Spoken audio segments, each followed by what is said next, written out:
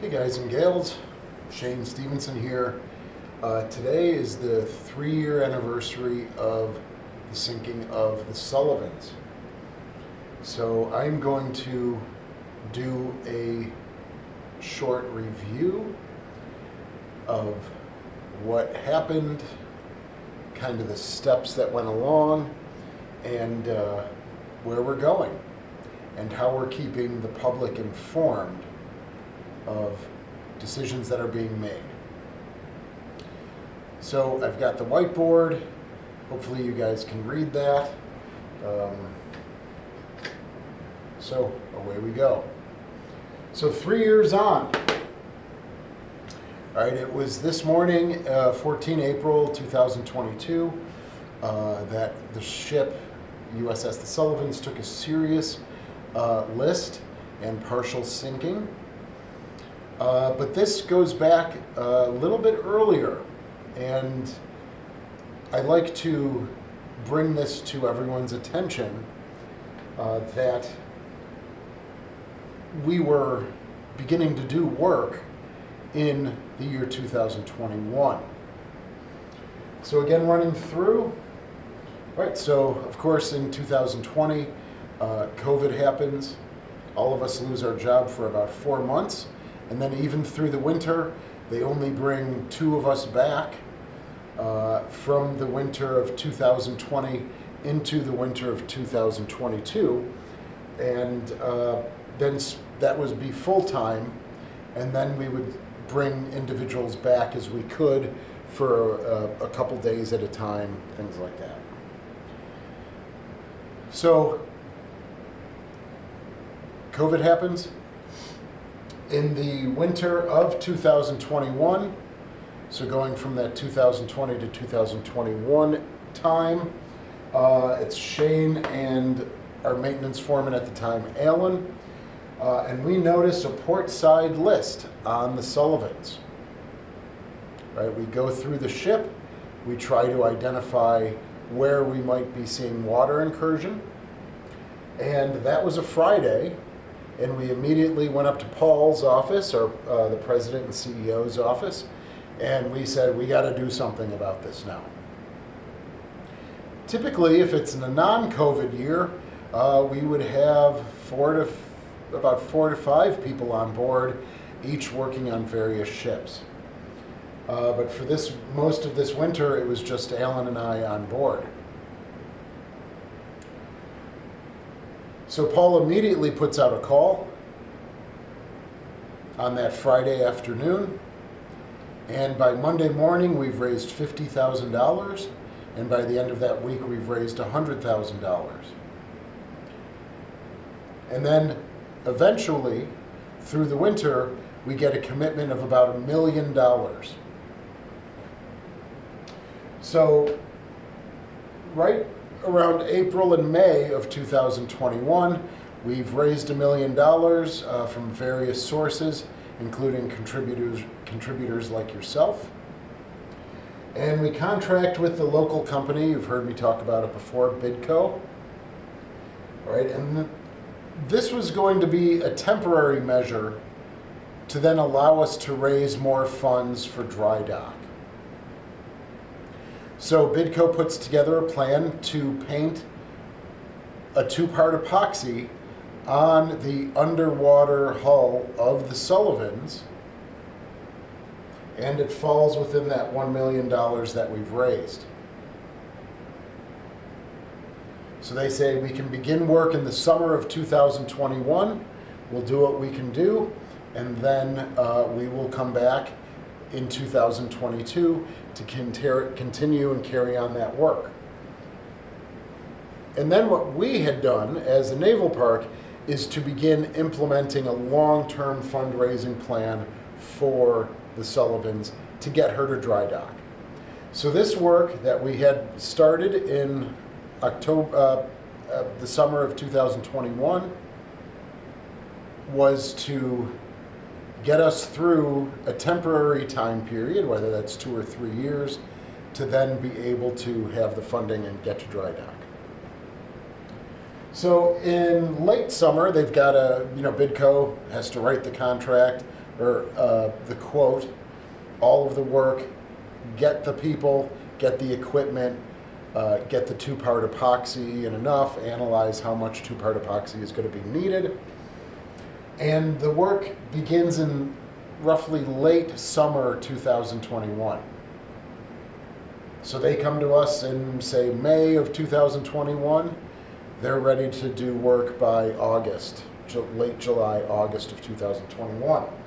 And they get about 175 feet on the port from the bow to about 175 feet of the Sullivans hull, cleared away from zebra mussels, and applied the two-part epoxy.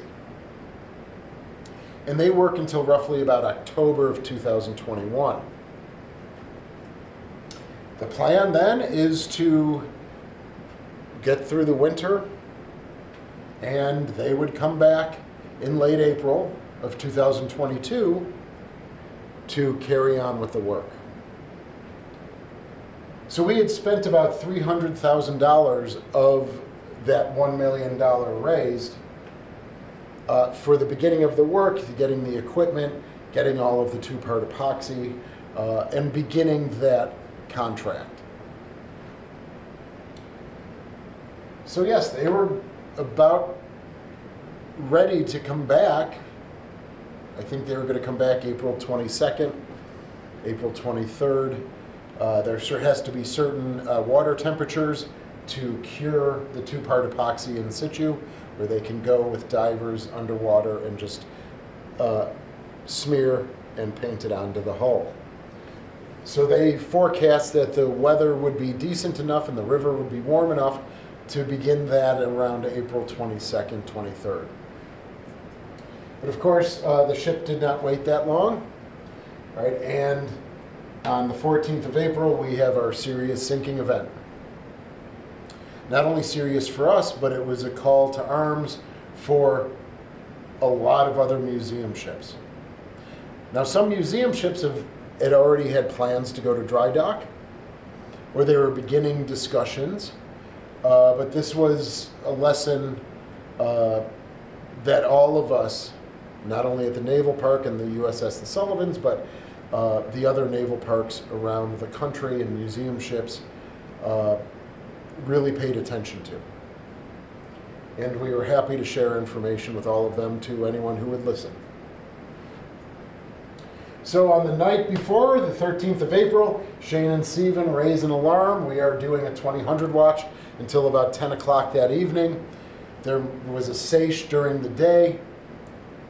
It begins to disrupt the Sullivans in some way, and by 10 o'clock at night, after our 2000 watch, we come outside to go home, but we're not going home. We take a look at the Sullivans and say, something's up. So we get on board, right? We call Bill and Alan, and they come down. We start to go through the vessel. That's when the power cuts off, so all of the pumps stop working. And we put in a call to Bidco. We put in a call to our leadership. And then the one thing, talk about a lesson learned, the one thing that I wish I would have done that I did not do that evening is to call the fire department. We went down below. We were able to shut some of the watertight doors, but a lot of the damage had begun already at that point. So if I can do it all over again, which I hope I don't, but my lesson learned from that evening was I should have contacted Buffalo Fire Department. They could have brought the pumps, brought on a temporary transformer, potentially, again, because the power was now gone to the ship. So just to notify them that something was going on at 1 o'clock in the morning or so. So that's my mea culpa. And it's something that I've, as we all have who work here, beaten ourselves up about different things in the middle of the night.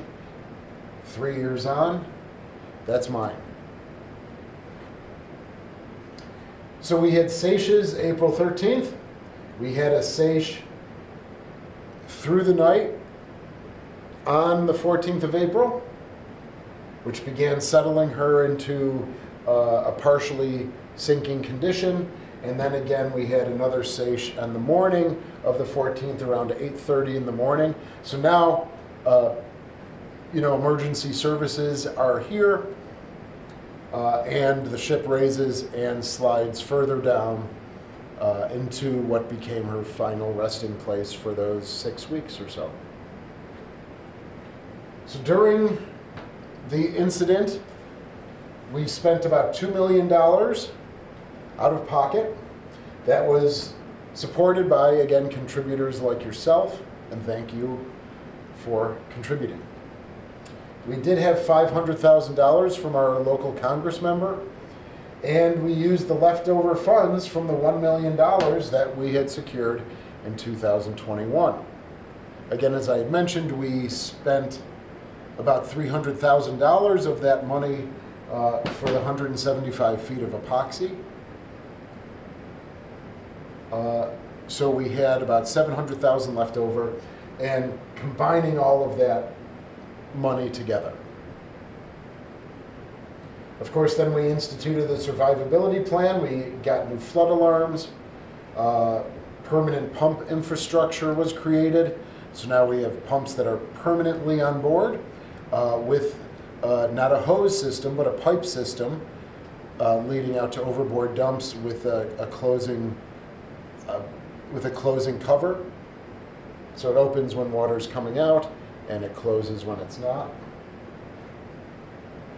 The installation of temporary transformers, right? Obviously heating and cooling, which I've talked about in the past, to keep a temperature either from getting too hot or getting too humid or getting too cold.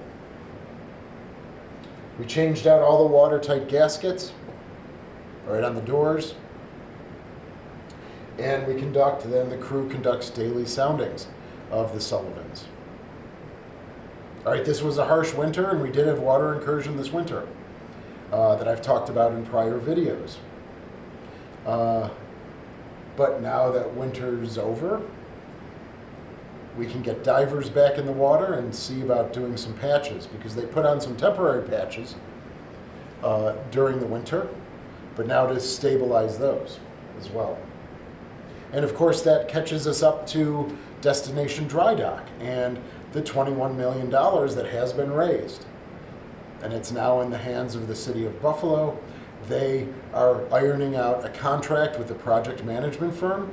Once that is done, that firm will come on site and start a dead tug plan. What do we need to do to dredge? And begin all of that study and research to begin getting the Croaker and the Sullivans out of here. So in general, about 900,000 gallons of water was removed, about 4,000 gallons of just pure oil, and untold thousands of gallons of oily wastewater. So that's where the oil and water not combining, but where there's water and oil together, as opposed to just water or just oil. Okay, at the end of the day, they also patched 52 holes during the incident, and they created those 2 large cement patches, which is where most of the water incursion came from. So now we go to watertight integrity every evening. Prior to that, we would leave doors open because that was on the tour route. And then if you've been following our Destination Dry Dock, which I hope you have, then you've been getting the updates since that time of where we are heading forward. So the plan still is October 2025 to get into dry dock for the Sullivans and Croaker. But again, as I say to a lot of people, all of the clocks need to be striking midnight at the same time. So again, this was not just an eye-opener for the Buffalo Naval Park with what happened to the Sullivans, but for other museum ships as well. They have been very kind and helpful to us with giving us their advice and things that they have learned from their past, and then us imparting our information to the museum ship community, and then of course to you as well in the YouTube community. Oh, speaking of, in 2022 we were able to reopen on the 28th of May. All right, we had been open already. Obviously we got shut down on 14 April of 2022, and then we reopened, so the stabilization of the ship happened probably about May 24, May 25. They gave us the go-ahead that it is walkable and safe for visitors and staff and docents. And so then we reopened May 28th. I want to thank you for all of your continued support. We will be continuing to give you destination dry dock updates. And please ask questions, and please like this video. We'll have videos that get 1,000 views, but only 100 people click the thumbs up. So please, if you like this video, please click like. Ding! Please leave your questions. As you guys know by now, hopefully, that I answer most questions or comments. And it's been a hard 3 years. It completely changed the culture here. But we've come together as a team. We don't point fingers at each other. And we'd love for you to come along for the ride for Destination Dry Dock. Thanks so much, everyone, and you know what? We'll see you again soon.